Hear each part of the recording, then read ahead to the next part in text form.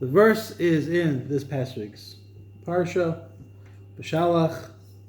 The Jewish people arrive at Mara, v'yavu Marasa. They arrive at Mara.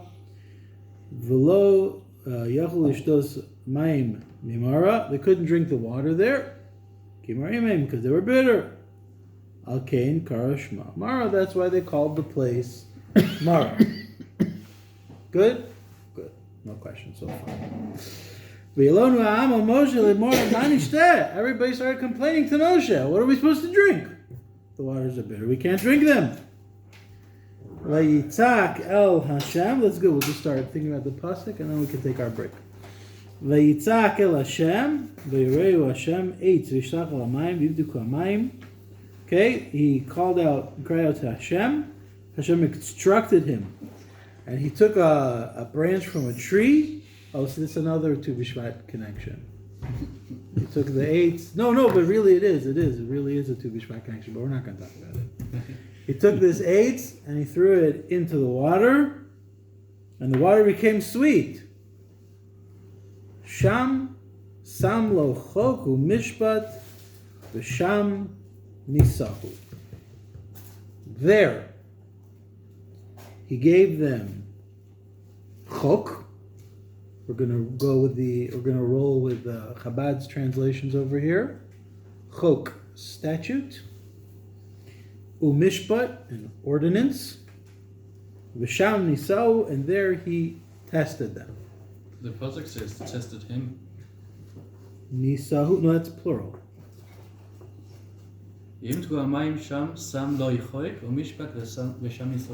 was Bnei Yisrael. He tested the Bnei Yisrael. Sam lo yichoik. Sam l'chok, he placed for them a chok, which right now we're going to call it a statute, although we'll have to discuss what's the difference between a chok and a mishpat. He gave them a chok, he placed there for them a chok, and he placed there for them a mishpat, and there he tested them. Okay? Good? Okay. So, I mean, the whole story is a weird story, right? Why is the story important? What exactly happened? What's this miracle?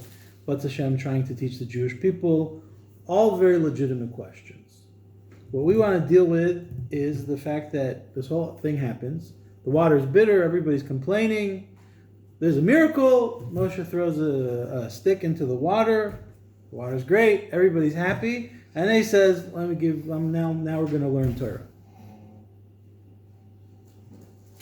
What exactly happened in Mara that all of a sudden the appropriate next step is that Moshe has to give them chok and mishpat, and that Hashem is testing them. In what way is Hashem testing them exactly?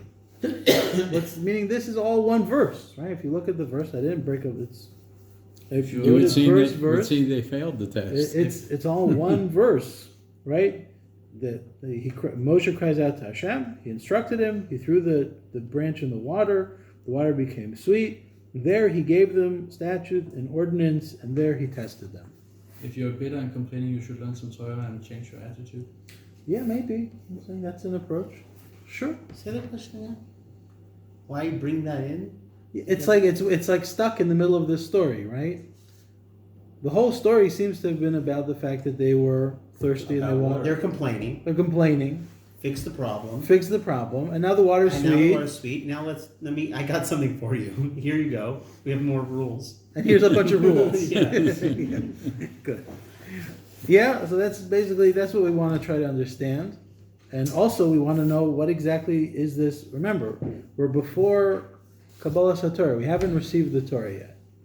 We just finished the splitting of the sea. This is literally the last thing that happened. Split the sea. All the Egyptians are dead.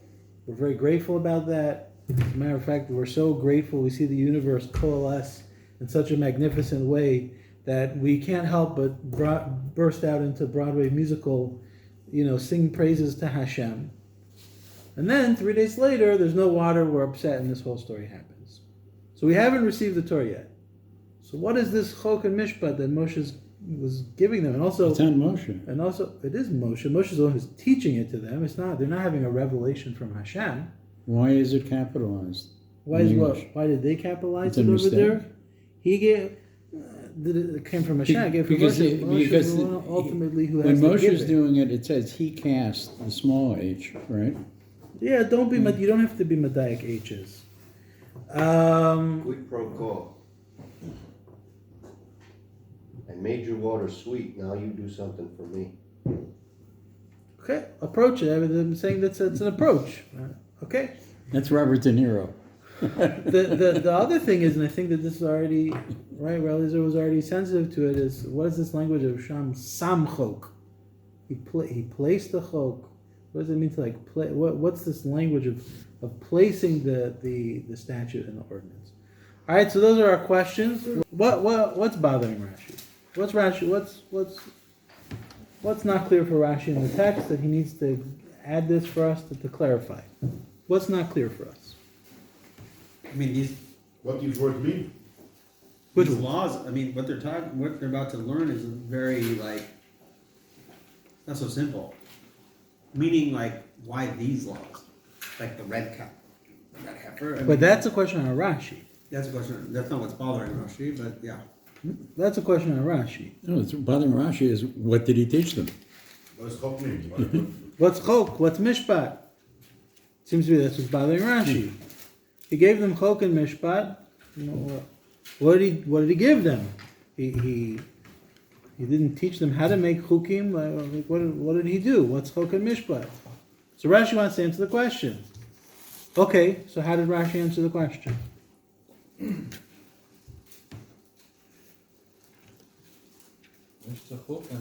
He specified what it was that he taught.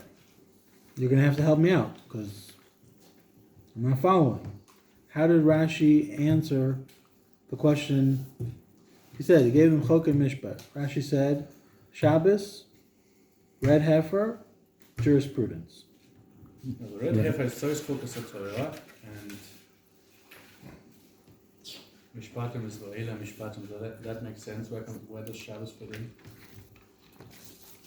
So now when we try to stick everything back, now it's not so clear. Right? What's unclear? How many things were listed in the verse? 2. 2. How many answers how many things did Rashi say he taught? 3. 3. Okay, 2 does not equal 3 in our Euclidean mathematics over here. Okay? All right. No, the question goes back to Rashi. Oh, says Aaron, so what? I need you to give me the full depth of your kasha. What's the connection? So there's 3. First of all, where does Rashi get these 3? Good. Where does Rashi get them from? That's a legit question. So Eliezer tried to answer the question. He said, Paraduma, we all know that's the classic chok. Chok, that's Paraduma. That's, come on. Right? We talk about chok. We talk about Paraduma. Well, how do we know what chok means here? How do we know what chok And what does means? that mean? Okay, that's a legit question. I'm saying, Rashi does answer that question in other places. He doesn't answer it here. okay. Rashi does answer that question in other places. But to connect Paraduma to chok, all right, fine. To connect Tort law to mishpat. Torah to Mishpat, okay, because that's what Mishpatim are. So where's Shabbos? What's Shabbos? Where'd that come from? Edus. But that's not in the pasuk. I know. He's preparing them. He's prepping them. But Rashi can't give us more than what's in the pasuk.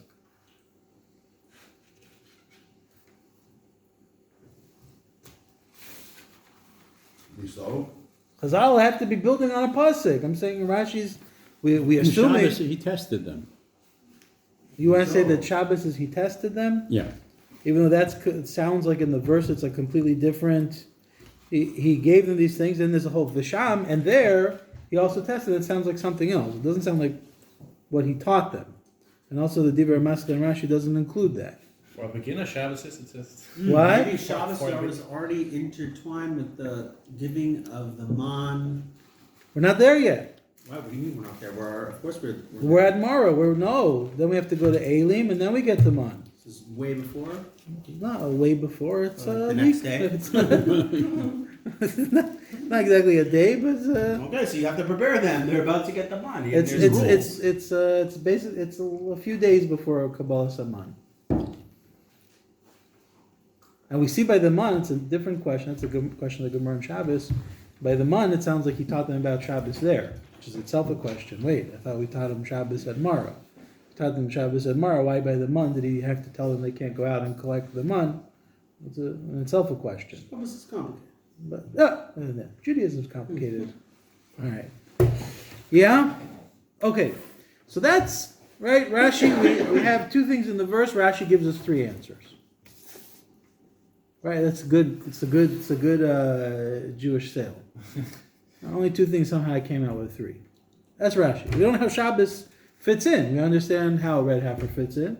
We understand how jurisprudence, Torah laws fit in. We have no play. It doesn't make sense. How did Shabbos get in here? Shabbos Just is throwing the this out. This ordinance. is crazy. You throw it in This it. is Come on, crazy. just throw it. They name Mara. Why they mention it 3 times? Good question. Like they're adding the city or this place in a couple times, but they don't need to. We know they came to Mara. They cannot drink the water. Why do you have to say the Mara again? Whatever. It seems like and it mentions it 3 times. Maybe there's something in connection. Sure, those are all excellent questions. Don't seem to be what's bothering Rashi. Okay, fine. I just thought But it was yeah. weird they're mentioning this. Sure, it's all great questions. Also, why do they call it Shabbos Mara is the after ordinance. at the end of the day the water ended up sweet? So why are they still calling it bitter? Yeah, a lot of great questions. Good. Shabbos is the ordinance. Shabbos is chok. So then where? No, Oh, statute and ordinance. Shabbos is mishpatim. So where does jurisprudence fall in? jurisprudence is law, it's chok. Jurisprudence is Statutes. chok, statutes. Yes, So what happened to red heifer? and the red heifer. So we're gonna stick in 2 in 1 category. That's what we Yes. want to do. Yeah. Torah law is not Chok, and one of mishpat. them It is is mishpat. Torah law is mishpatim, kipshuta, yes. Well, we can discuss it. We haven't mentioned it yet. That was Yossi's question. Rashi in other places tells us that chukim are gzeras hamelech, the decree of the king, which means you don't have to understand them. There's no logic, right? Red heifer, shatnez. Hashem said. He never in 100 years is going to be like, oh, we should never mix wool and linen. That's a terrible thing. We'll be evil, horrible people if we would do that. That's a chok. Red heifer is a chok. The fact that the person who's metaher you becomes tameh. If we even try to start to understand, to build some construct of tum and tahara, the whole thing just doesn't make sense. That's a chok. Okay, chok is gzeras hamelech, whatever Hashem said. Mishpat is the things that a normal, thought-out individual looks at the world and says, there are certain things, you can't have people go around and hitting other people in the head with baseball bats. We got to set down some laws that keep people from doing that. You can't have people just go into people's houses and take their stuff. We got to set some rules around these things. Things that you come out through logic, yeah, that, the basic structure of society. The nations of the world are obligated, part of the 7 mitzvahs of Hammurabi's code. We didn't speak about Hammurabi's code here, did we? Okay. So I have a good share about Hammurabi's No, I'm just saying other nations have mishpat. Other nations have to have mishpat. It's one of the 7 mitzvahs of Bnei Noach. Yeah. Okay. So one possibility, though, that David gave us is that maybe we got a twofer. Maybe we have a twofer. Maybe we got to sneak Shabbos into one of these two. Maybe that's how Rashi did it. Rashi either thought he could smush Shabbos into chok, or maybe you could smush Shabbos into mishpat, but whatever it was, we still don't exactly know, right, what made Rashi feel he had to include Shabbos over here.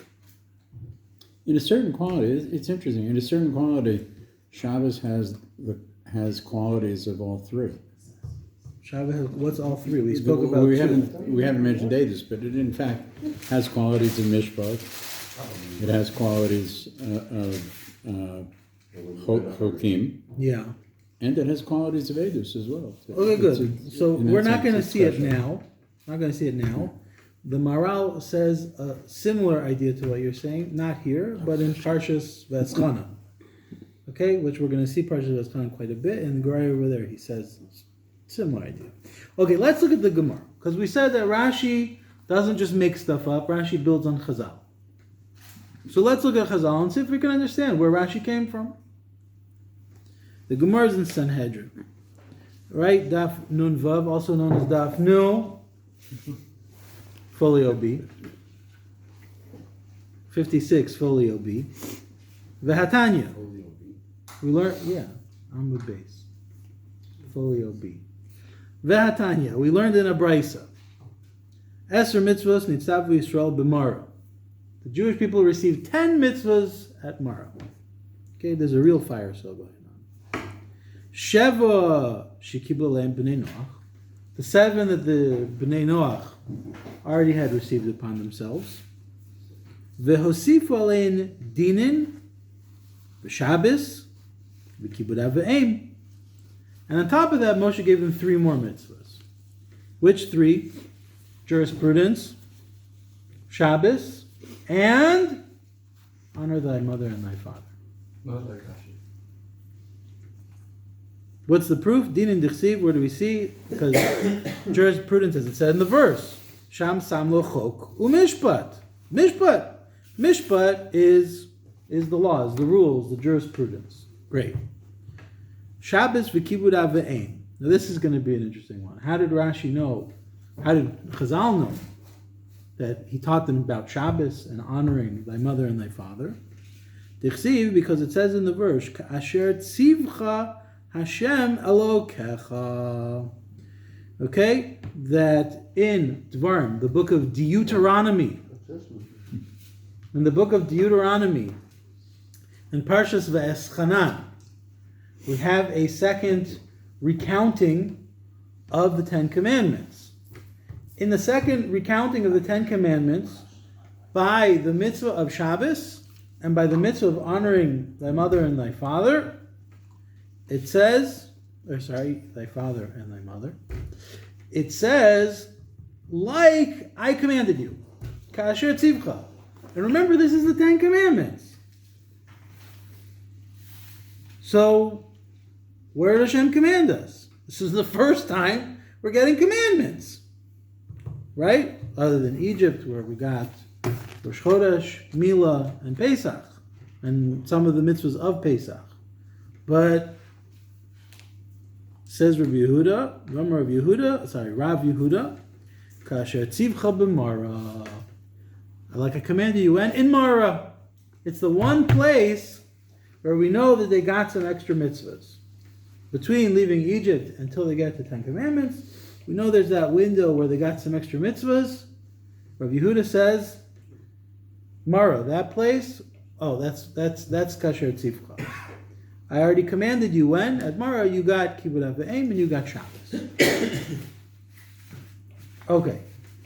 How to stick it back into the verse? That's a great question. The Gemara didn't do that. The Gemara just said, I have a question from Parshas V'eschana. We got these mitzvahs. Hashem said we already had them. Where do we already have them? Mara. So now we know, Rashi knows, that at Mara, for sure we got Mishpatim and Shabbos and Kibud Ava'im. That's the Gemara in Sanhedrin. Good? Where does it say about Mishpatim that? Because that's from the verse. Chok Mishpat. Mishpat is Mishpatim. That's just the straight explanation of the verse.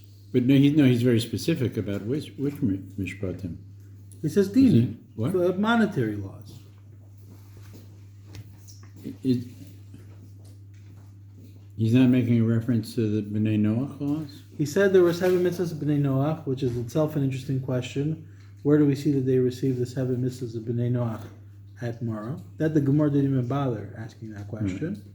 But went to answer Dini, Shabbos, and Kibbutz. Why did they have to receive the Shiva mitzvahs b'nei Noach and Mara again? They Why supposed again? they should know them. They should know them. Good question. Legitimate question. Okay. No answer. Well, we're on Wanna the, get there?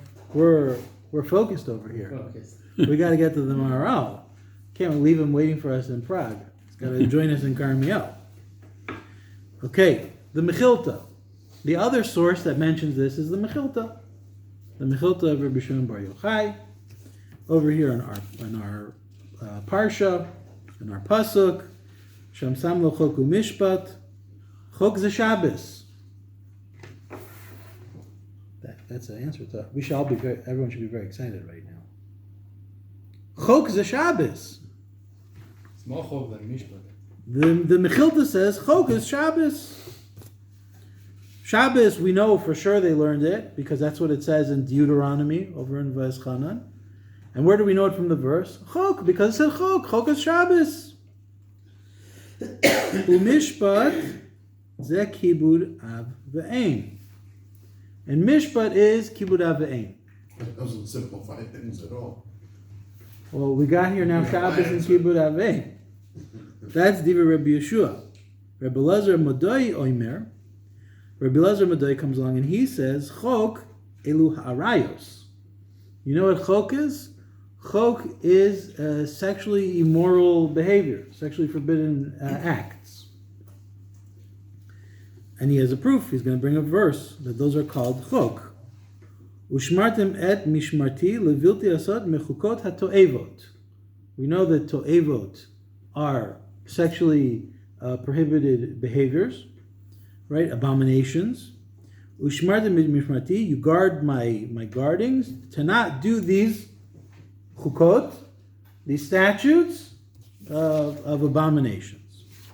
Okay, so Rabbi Lazar Madoi comes out that that's chok is sexually inappropriate, sexually forbidden behaviors.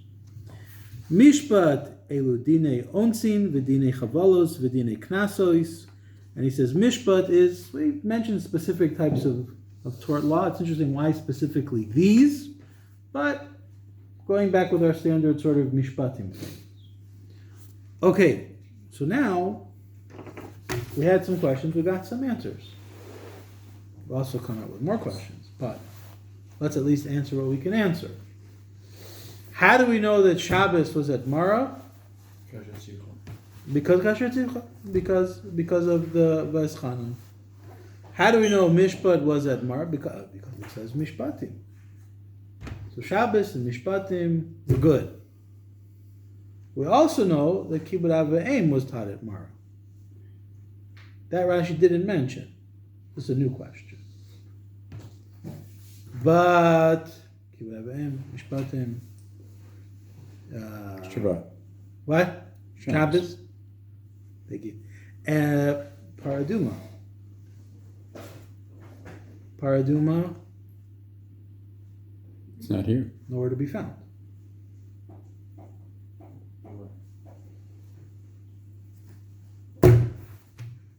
Take you. Take you home with me. All right. Gurai. Don't be intimidated how big it looks. I won't read every single word. It's fine. We'll move on. Okay. So we have our questions on Rashi. We answered some questions. At the very least, we understand where Shabbos came from. Shabbos we can stick into Chok, according to the Mechilta. Although there he's going to have to sort of split between two Tanoim because Mishpatim was Kibbud Av Ve'ein, according to Rabbi Yeshua, and it was only Mishpatim according to Rabbi Lazar Amadoi, who hold that Chukim was Arayos, didn't hold that it was Shabbos. But at least we know that at least Shabbos is connected remotely to that word Chok. Why do you think that Arias is a hook? Well, now you're asking a different question. What? You're asking a different question, but just to put it simply. No, it states that Arias is a hook. Yeah, right? the Mechilta says. Why do we it. think it's a hook? By all definitions of a hook, it's not. Well, it's my anthropology professor disagrees with you. We learned the concept of taboos, which are universal, and they teach you in Anthropology 101 that nobody can explain why.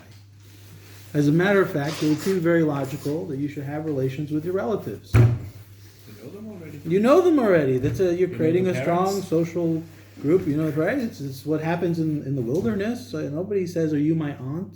Right? The deer don't look at each other and say, "Wait, are you also from the elk family? Are you right?" These designations of which things should be forbidden and why, and there's no natural reason to assume that they should be a certain way. It's called the chok. The closer Maybe- you are to voracious, the less it's a taboo. Maybe Yeah. The closer you are to voracious, the less it's a taboo. Oh, you're saying because they're married to their sisters, maybe according to the midrashim. Difficult midrashim, but we won't touch those with. maybe I'm confused about what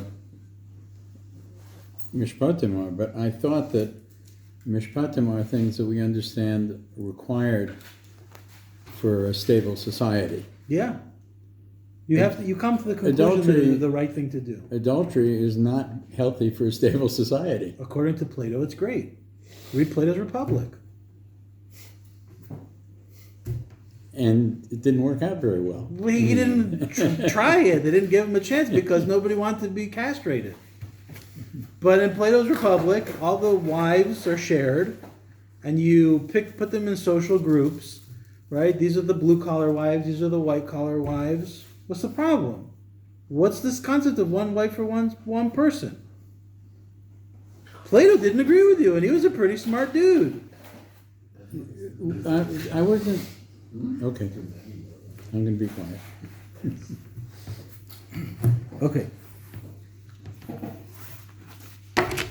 Let's see the Maharal. Let him get to work. Okay, this is going to be a surprising Maharal. Because, as I mentioned before, the Maharal is generally considered a super commentary on Rashi. But the Gurai is really a commentary on the Torah. Which means that on the Torah, on the Chumash. Which means his job is to explain the Chumash. Which means this Maharal may not have a happy ending. Yeah, we'll see. It's just to get everyone excited. Pirush, you see chok. Okay, the Gur Aryeh says chok. He's trying to explain to you where Rashi came up with para aduma. That's what Eliezer was saying. Lo nikra stam chok, rak para aduma. Stam chok? You're just going to give me the word chok? That's all I have to go on? Rashi's job is to explain the Chumash? You're just going to say the word chok? That's para aduma. She'ein tam lemitzvah. It's the one mitzvah that we don't even have a tam for the mitzvah. We have tamei mitzvahs, and again, we have to, tam of the mitzvah is not the mitzvah itself, right? It's just to give you a little bit of taste, but it's not the understanding of what the mitzvah is. We don't know what the understanding of the mitzvah is. But paraduma doesn't even have a tam. Okay. V'dinin lamad midikas of mishpat. Dinin we know because it says the word mishpat. Okay, Rashi's doing great. Chok, you're only going to give me the word chok. That's paraduma. Mishpat, you're only going to give me the word mishpat. Those are dinim. Those are tort laws. V'shabbos gam ken nikra chok. Like we saw in the Mechilta, Shabbos is also called the chok. Ki chok hu zeh sheyagia meleches ha'adam ad shisha yamim ubiyom hashvi yanuach. What's the chok of Shabbos? Now the Maharal actually speaks this out a little bit more in Tiferes Yisrael, in his work about receiving the Torah. But he says it in brief here. We'll expand on it. What's the chok? What's the decree of the king that you can't understand about Shabbos? That you should work for 6 days. You should work for 6 days, and then you should stop on the 7th day. That Hashem says there's a boundary to the amount of work you should be doing. That in itself is a chok. Is it specifically a boundary, or that it's 6 days? Because it makes sense that you work until you get tired and then you rest, but that it's specifically divided into 6 days of work and 1 day of rest. Why wouldn't it be 10 days? Well, okay, so I don't think actually the Maharal's point is about 6 and 7, because sure, why isn't it 6? Why isn't it 8? Why isn't it 4? Right? In my society, it'd be like you work for like a day and you rest for 3. But right? Hashem said 6 and 1. So we have to go to the question of what life is all about. So that you shiagia ad shisha yamim v'lo yoter. The chok is you work for 6 days, and that's you cannot do more than that. You have to stop, right? So even if Eliezer says because you get tired, so work till you get tired. Hashem says no, you have to work 6 days and you have to stop. If you get tired after the 4th day, you have to work on the 5th day still. That's right. That's It right. has According nothing to do with being tired. That's right. According to this, even if you're tired on the 4th day, you got to work on the 5th You day. still have energy on the 7th Not day, really. you That's still nothing have to to do with And even if you have energy on the 7th day, you got to stop. Okay. So the way the Maharal speaks out a little bit more clearly in Tiferes Yisrael, I think I'm connecting the two pieces. The Maharal is basically like this: what did you come into the world for? Why are we here? Right? Everybody says that line, right? There'll be time to sleep when you're dead. What were you created for? You were created to accomplish, right? That's why Hashem brought me into this world, to do things in this physical world, to go out, to do mitzvahs, to create, to build, right? Malacha is about building society, creating the world. So if that's what life's about, then I should build and build and build, and as long as I have energy, just keep building and building and building. And Hashem says, you know what? No, that's not how it is. There's a day where you're actually, I'm telling you, don't be creative. Don't create in this world. Just stop. And if the whole point of the world is to be creative, then why am I stopping? Why do I have to stop? Just keep creating. Okay, so that's the Maharal's first explanation. Why Shabbos is called the Chok. Yeah, we're good? Iran? Question? Statement? You stop for 1 day doesn't mean you're stopping. But okay. What do you mean? But why should you even stop for a day? Well, that's a different question. Like, think about Wall Street, right? Okay. These guys who can't take their eyes off the computer screen. I had that was a little bit sad. I had someone come to me, ask me for help because he started day trading, and that's it. His life was erased. He couldn't take his eyes off the computer screen. Halavai that we should think of mitzvahs that way, right? That we should think of spirituality that way. I can't. How could I stop for a day? How can I take my eyes off the screen? My stocks are going to go down. Right? I got to build. I got to be creative. No. Hashem said no. Okay, that's the first pshat. Okay. V'hashta yiturat mashalo hevi Rashi ma'em kibud avim. Now the Maharal is going to try to answer our big question.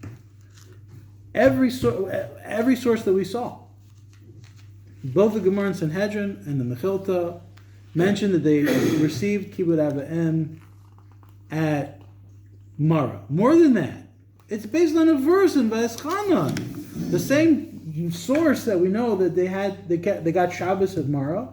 That same source tells us they got kibud avim at Mara.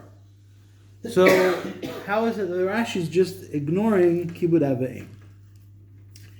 Okay, this is the Ramban's kasha on Rashi. The Maharal didn't write that in. It was the Feldheim. I know Feldheim wrote it in. I don't know what other versions of the Gurai wrote it in. That's the Ramban's kasha. How does Rashi not mention kibud avim? That's explicitly brought in the Gemara based on the verse. Lo balataretz raka pasuk shenemar choku mishpat. Because Rashi saw in the verse choku mishpat. That's what it says in the verse. Now it could be that kibud avim was also there, but Rashi is explaining the pashup pshat, the simple, straightforward understanding of the verse, and the verse says chok and mishpat. And therefore, Rashi explained chok, classic chok. Chok is paraduma, as we said. Okay, and mishpat is mishpat. Aval, I'm in the last line of the second paragraph. Aval kibud avim lo nizkar b'kasuv. This verse of what happened in Mara, the Torah itself never mentioned kibud avim. V'lakach lo perush Rashi mehem kibud avim. If we're going to go based on the Gemara in Sanhedrin, okay, the Gemara in Sanhedrin never used the verse as a source for kibud avim. Okay, it said over there chok. Chok is paraduma. Rashi explained the straightforward understanding the verse, right? And mishpatim. And the verse says mishpatim, decrees. Okay, now why did Rashi add Shabbos? Because Shabbos can also fit into the word chok. Shabbos can also fit into the word chok. So Rashi included chok in the straightforward understanding paraduma. He included mishpatim because it says in the verse mishpatim. And since Shabbos was mentioned, we know for sure they received it. It also fits into the word chok. Rashi also included Shabbos because maybe Shabbos was included when the Torah said chok. Chok of paraduma, chok of Shabbos, and mishpatim. Does that mean he couldn't fit kibbud avayim into either chok or mishpat? Good question. That is going to be our conclusion. Okay. Ve'od, now the Maharal is going to say it. Ki lashon chok ne'emar al mitzvah she'ein tamla. The whole word chok is things that have no you can't understand it. There's no tam. There's no reason behind it. Aval mitzvah she'tam shela nigla legamrei, and a mitzvah that it's the reason behind it is totally obvious. It's totally revealed.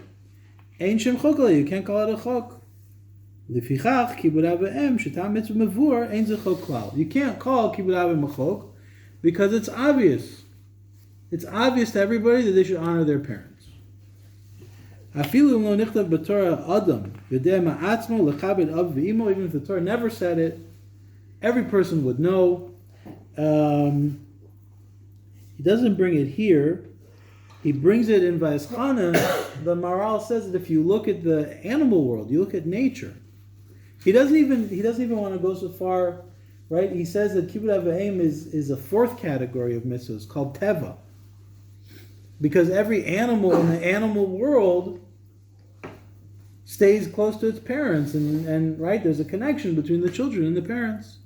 And so therefore, even in the human world, it's just obvious you should take care of your parents. It's an interesting Rav Dessler, when he talks about kibbud avayim, is a famous Rav Dessler. He talks about like Italian mafiosos. Like you look at the worst gangsters. Okay, like you look at the most sort of like, what's the word we want to use over here?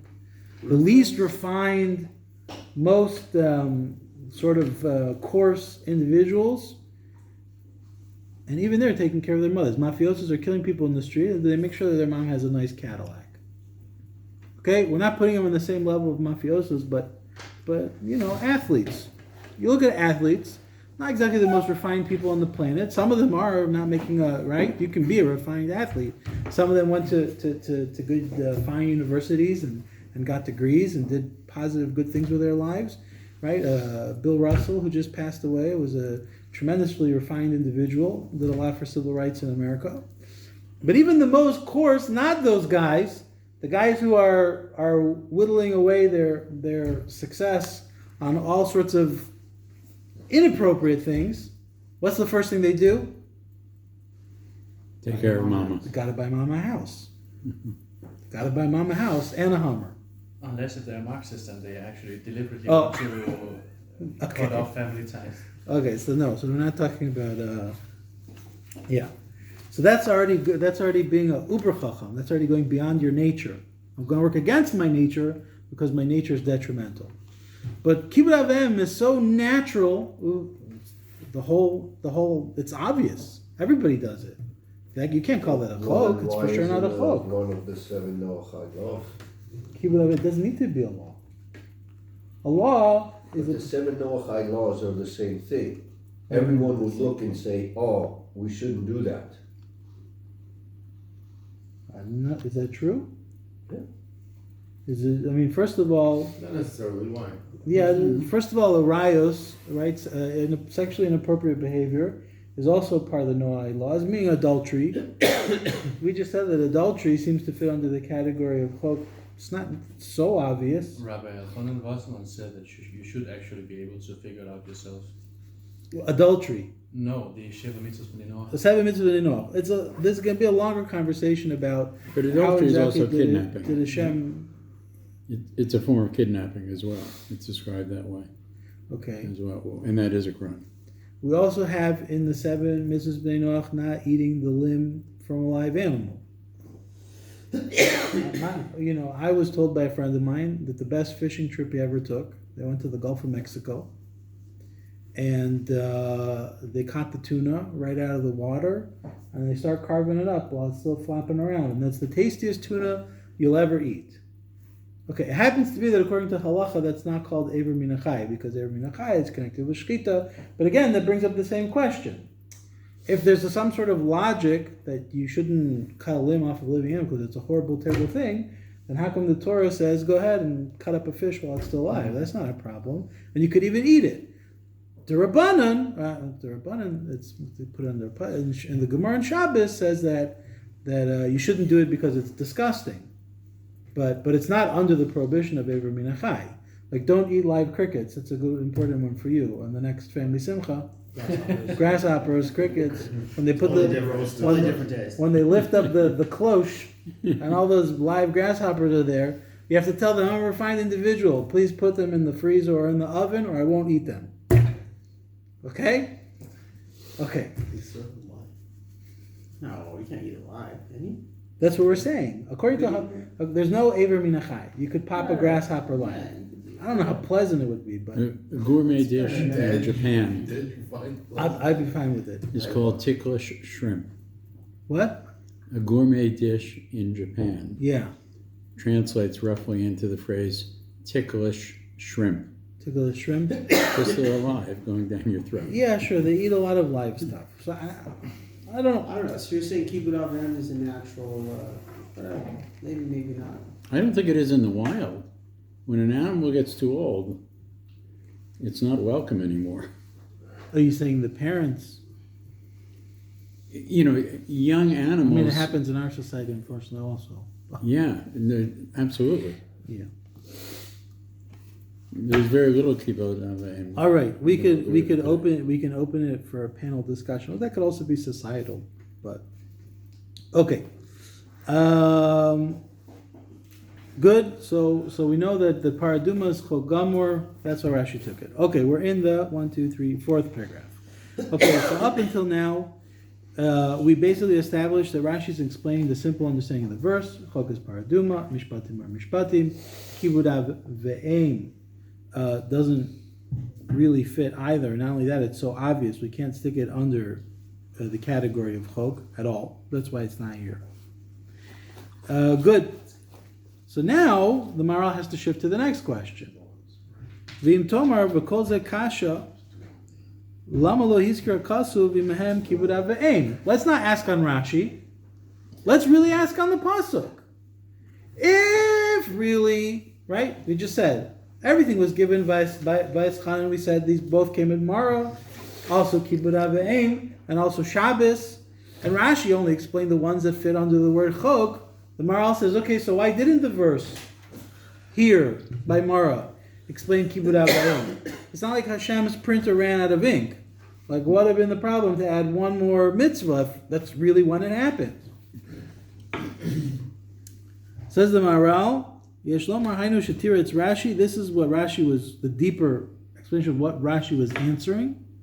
Because there, as Eran pointed out, it says, Rashi's language is, Shenatan lahem miktzat mitzvot lehitase.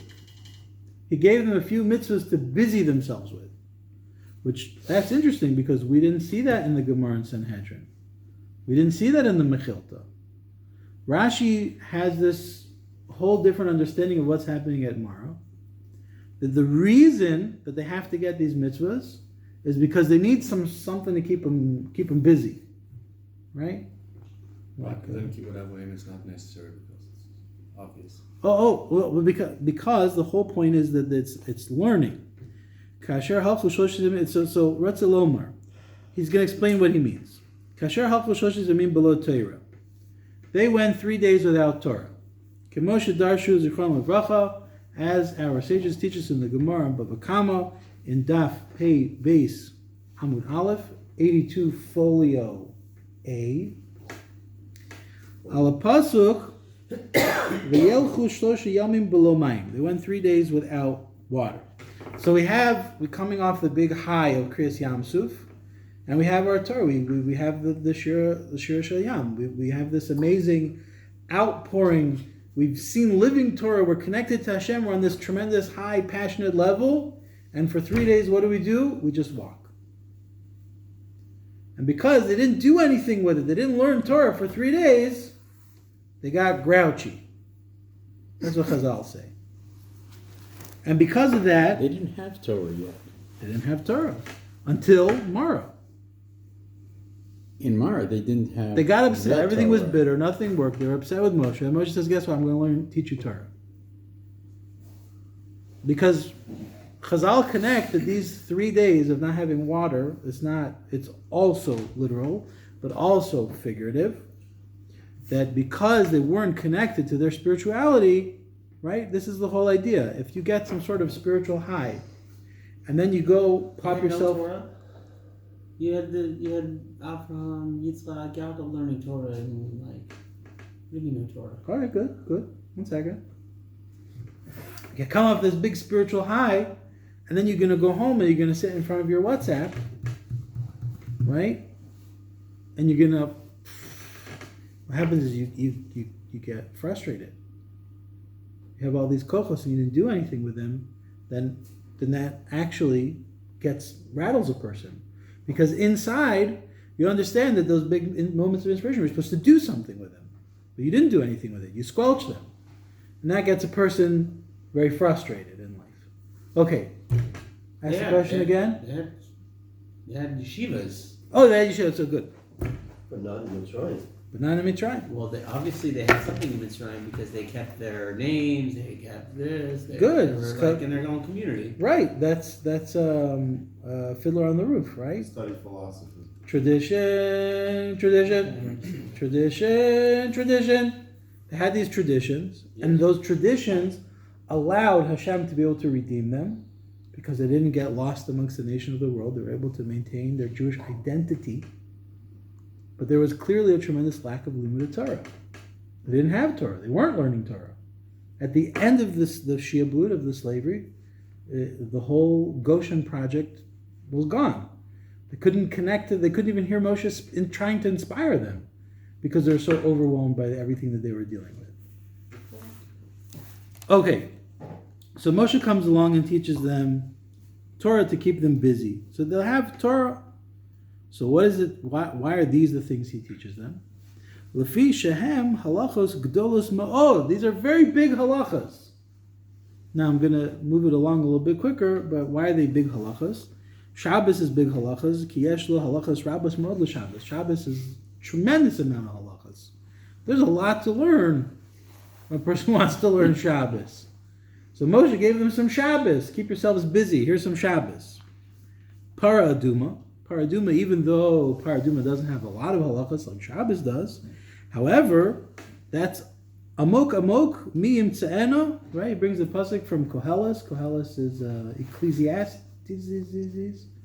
Yeah, it ends somewhere, I know. Amok mi imtzeeno, the depths of the depths. Who will find it? That's Shlomo Melech talking about the mitzvah of Paraduma, right? So it's the deepest of all the mitzvahs. So even though it's not multiple, it's deep. The dinin, right? Dinin are, we look in the Gemaras, I'm saying that's Bava Kama, Bava Metzia, Bava Basra, right? It's all about, it brings you the Gemara from Bava Basra, Harotze sheyachkim yasuk b'dinei momenis. A person wants to become smart, he should work on dinei momenis, right? Fiduciary law. Because there, everybody comes in, they say their side, and you have to start making hakiras, you have to start making distinctions.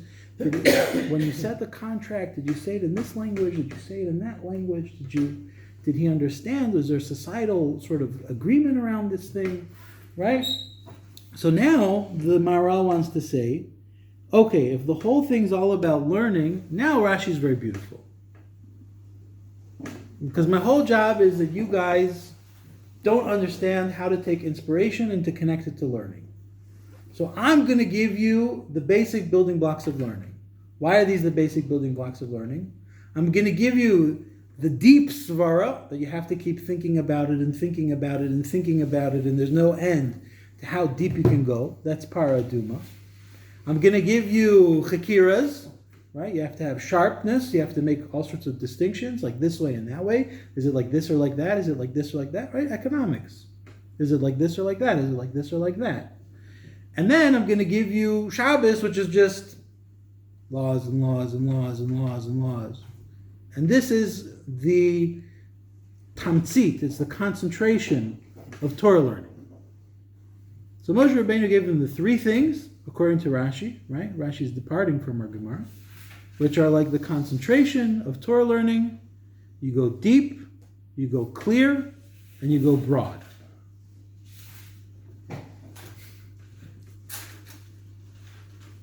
Yeah?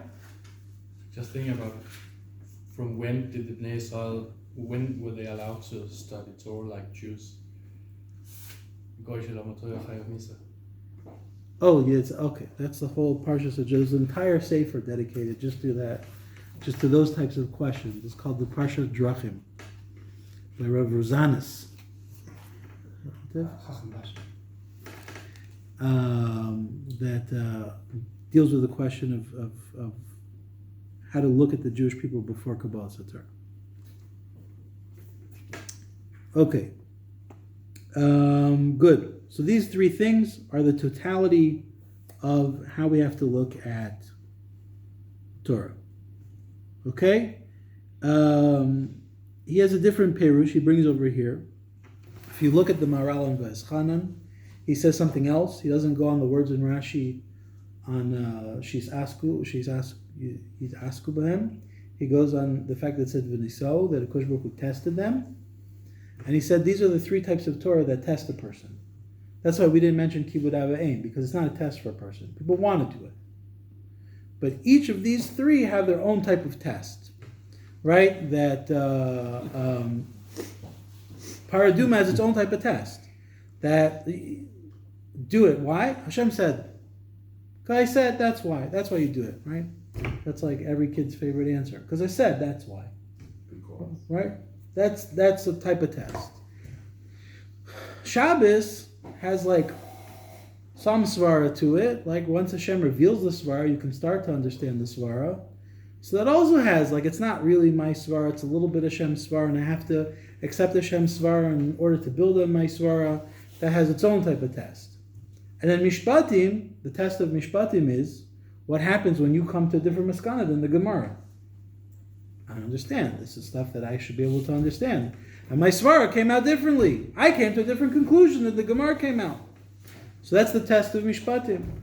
He says these three things all have different tests to them, other than Kibud Av V'Ein, because there's no test, because everybody understands that you should do it, and everyone's happy to take care of their parents, right? Even Italian mafiosos, according to Rav Dessler. Okay. Halacha seems to indicate something different, that there are a great number of tests in. Yeah, but that's in applying it, not in wanting to carry it out. The test we're saying over here, that Hashem was testing the Jewish people, was preparing them to receive the Torah. I'm preparing you to receive things that you're not going to want to agree with, that you may want to reject. This is the test that leads up to Nasa v'Nishma. Right? That's when the Jewish people pass the test. Nasa v'Nishma. Whatever Akedas Hadas, whatever slaughtering of our intellect we have to do in order to receive Hashem's Torah, we'll do it. And so Moshe is giving them these things before we're building, the Maharal is helping us build Rashi. According to that approach, right, Moshe is starting to get them dealing with Torah so that they can come to the conclusion, you know what? Even if we disagree, even if it's hard, even if we don't understand, we want Hashem's Torah. And Kibud Av V'Ein is not part of that test. So Rashi didn't mention it because the pasuk said v'nasel, right? And he tested them v'sham nisel, and there he tested them. Okay, now I told you this Maharal was not going to have a happy ending. Ach yesh litmo me'od al perush Rashi. Says the Maharal, but at the end of the day, my mind is blown. I'm in complete bewilderment over this Rashi, on the commentary Rashi. Kinatami divrei mechilta, because Rashi strayed from the path of the mechilta. Umiderech hagemara de Sanhedrin, And he strayed away from the Gemara in Sanhedrin. The Mechilta, Chok was Shabbos. Mishpat was Kibud Avim, according to Rabbi Yeshua. Rabbi Eliezer said it's Arayos. Right? Mishpat, according to Rabbi Eliezer, was Onzin Gzelos and Chavalos. In Sanhedrin, we said 7 plus 3. Din and Shabbos Kibud Avim. Because it said Chok Mishpat. Shabbos is Chok. That's Mishpat. Kibud Avim B'mara, because it said Kasher Tzivcha. Okay?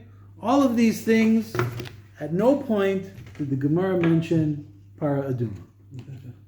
Which means, Para Aduma was Rashi's Chiddush. Rashi was explaining the Pashat Pshat of the verse. He said Para Aduma. Efshar ki das Rashi should be. Oh, okay. So first of all, he wants to say like this. It's possible that Rashi was saying like this. Shabigamar lo ari rak b'mitzvos shenitztavu shino hagim oso shav eila chodem matan Torah. Right now, Hashem was only giving them in the Gemara that's talking about the 10 Commandments. Which things were given to them in Mara? The Gemara only wants to deal with the mitzvahs that they were actually going to do right now, up until the time they received the Torah. And guess what? Para Aduma was not one of those mitzvahs. Why? Because they didn't get Para Aduma until they built the Mishkan. The pasuk says there's 8 parshas. How many parshas is there that they learned on the day of the Mishkan, and Para Aduma was one of them. Did they bring it here? No. Okay. Good. So Rashi says it says Chok, straightforward understanding of the verse. Is Para Aduma. And the Gemara didn't mention Para Aduma because that wasn't the Gemara's concern. That wasn't the Gemara's area of concern. But we're not worried about the Gemara. I'm Rashi. I want to understand the straightforward understanding of the verse. Okay, now remember, we spoke about, when we started this adventure a few weeks ago, that Rashi does not say his own pshatim, unless he tells us, right? Sometimes because there's no chazal. Rashi will say, Omer Libi, or Ani Omer, happens very rarely. It's a handful of times in all of the Chumash. But anywhere Rashi can use a chazal, Rashi will use the chazal. We said Rashi will sometimes play with chazal. He'll bring certain parts of chazal. He'll bring opinion of one Tana, not the second Tana. Rashi might change a word in Chazal because he's actually helping us to come to a certain conclusion in Chazal. But this is different. Here, Rashi violated for the Maharal what is a big no-no. That's only Rashi, right? Because if the Ramban said this, or the Ibn Ezra said this, the Maharal would say, okay, the Ramban and the Ibn Ezra are saying their own pshat, how they understand the pasuk. But Rashi is built on a foundation that he's going from the words of Chazal. Says the Maharal, I explained to you what I could explain to you in Rashi. I gave you all the possible ways to understand Rashi, because they had to be involved in Torah, and this is the types of Torah, or because these were the tests before Matan Torah, and these were the things that tested them. And the reason the Gemara didn't mention it, right? The pasuk didn't mention Kibud Avim because it's not connected to the test or to the Torah. And the reason why the Gemara didn't mention Para Aduma is because the Gemara wasn't dealing with that. The Gemara was just dealing with things that they were doing up until Kabbalah Torah. Amnam. This is where if you had a highlighter or a pen, you would just in your gurarya at home. Im kol zeh dvarav tmuhim. With everything I just said, Rashi is still completely bewildering. Shehayalo lefarish hakasav kimo shepirshu chachamim. Rashi himself, that's his rule. He has to explain the verse the way that Chachamim explained the verse. V'lo la'asot perush misvarat halev. He should not make his own commentary based on what he feels. He thought it was the better way to explain the verse. Shekasher adam yitbonen b'machloket hachachamim mechilta. When a person goes in depth and sees what the Chachamim were dealing with in the Mechilta, Obemasha nizkar beGemara, or what they were dealing with in the Gemara, yesh tam nifla ve'amok me'od lama bachru elu. There is a very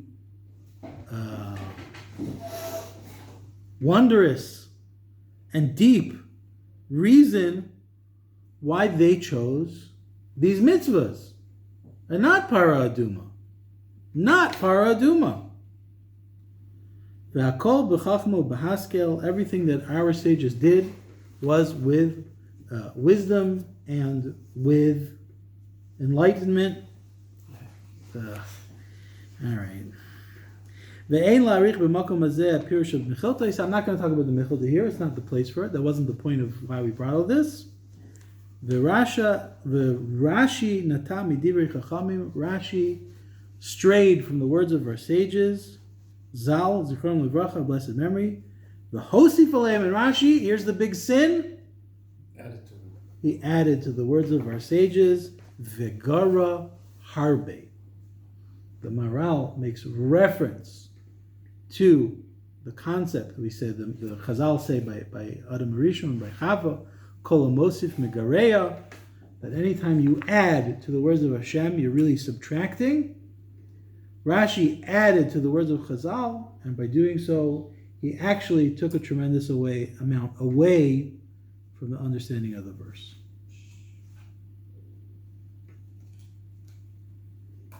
Those are harsh words. Those are harsh words, and we're not allowed to say them, but the Maharal can say them. Can you say you agree with the Maharal? You could say the Maharal is my Rabbi. You can say Maharal is my Rabbi. Okay, by the way, just without, how much time do we have? Whoa, we're so over time. Okay, we're definitely not going to get into possibilities of what the Maharal's deeper understanding of the Mechilta is. But here's something very interesting. I'm not sure what the Makor is, but I heard it from Rav Moshe Aaron Friedman in the Mirror. He used to go to his Thursday Parsha Shiur. He said that it's a possibility. There are other versions of Rashi where in Mara, Paraduma was written in Rosh Tevos, Pei Aleph, and there are other Gisaros that's written Kaf Aleph. Meaning, it could be that there were Rashis where the three things that they received at Mara were Kaf Aleph, Rosh Tevos Kaf Aleph, Shabbos, and Mishpati, meaning Kibud Av, Shabbos, and Mishpati. And because the printed texts weren't so clear, someone saw Kaf Aleph and thought it was a Pei Aleph. And there were versions of Rashi that were printed Pei Aleph, Para Aduma, Shabbos, and Mishpati. What would Kaf Aleph be part of the one? Kibud Av. Oh. But if they, but because the printed texts weren't so great, got changed to Pei Aleph. Because someone said Chok, we're talking about Chukim. Chukim, what's that? It must be Pei Aleph, right? Because the printers knew enough Torah to be dangerous. Yeah? It hasn't changed too much nowadays. But sometimes the publishers know just enough Torah to be dangerous. Oh, Chok. This must be a Pei Aleph. Paraduma. Now, that would be a beautiful fairy tale. And then this whole Guraye, would have been just for exercises in scholarship. It's maybe also a little bit too obvious that he shouldn't